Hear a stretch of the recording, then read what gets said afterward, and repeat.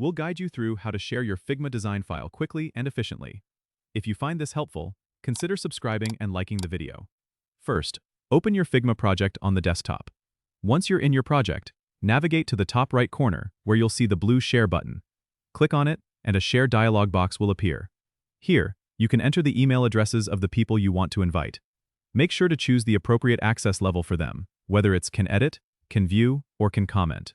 If you want to generate a shareable link instead, look for the Get Link option within the same dialog. Click on it, and you'll get a URL that you can copy and share. You can also adjust link sharing settings to control who can access the file via the link. If you want to share with your team, you can add them by selecting the team from the drop-down menu within the Share dialog. Remember, you can manage permissions at any time by revisiting the Share dialog and adjusting the settings as needed. This flexibility allows you to maintain control over who can view or edit your design files.